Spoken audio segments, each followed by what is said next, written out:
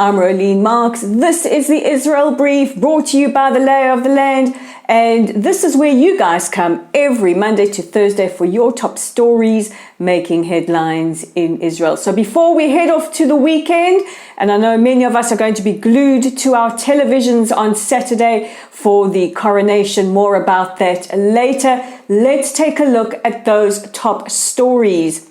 The IDF announced earlier today that in a joint operation between the ISA, the IDF, the Yamam counter-terror forces, and with precision intelligence by the Shin Bet, they eliminated the terrorists responsible for the brutal murders last month of Lucy, Rina, and Maia Dee of blessed memory.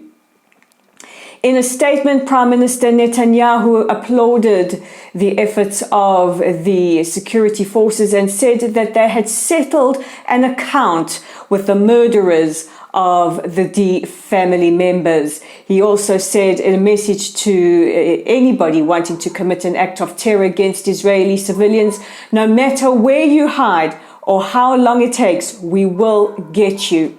Rabbi Dee also released a statement to the Jewish Chronicle in the United Kingdom. He said that he and his kids are comforted by the fact that the murderers were caught and eliminated in a way that did not endanger any IDF troops or any innocent Palestinian civilians.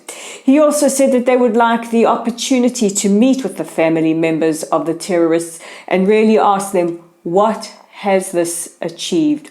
May the memories of Lucy, Maia and Rina Dee forever be blessed.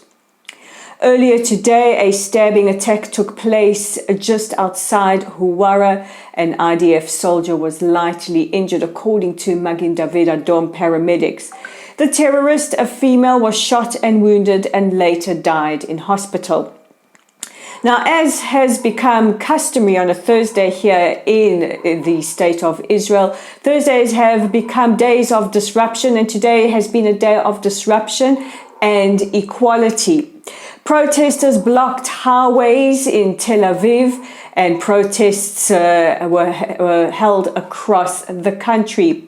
Two protesters, one in Haifa and Tel Aviv, were arrested on charges of disturbing the peace. One assaulted a police officer. Meanwhile, earlier today, protesters from a group called Brothers in Arms piled a lot of mannequins outside the home of Itamar Ben-Gvir, the National Security Minister. They say to protest and bring attention to rising violence in the Arab sector and also femicide. Ben-Gvir drew a lot of negative headlines for legislation that would not allow gender-based violence offenders to wear ankle bracelets.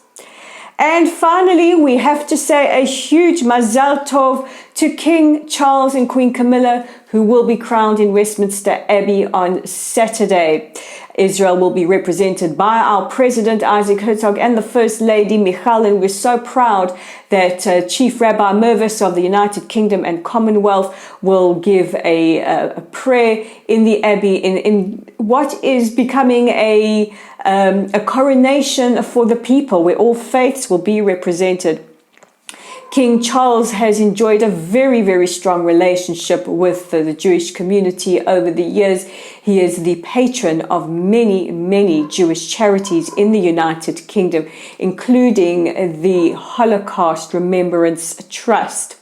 He also ensured, this was a year ago, that the portraits of Holocaust survivors were painted and put on permanent display in Buckingham Palace, and penned the introduction to Holocaust survivor Lily Ebert's book. This is a tradition that has also been taken up by his daughter-in-law, the Princess of Wales, Princess Catherine, who also works quite closely with Holocaust survivors.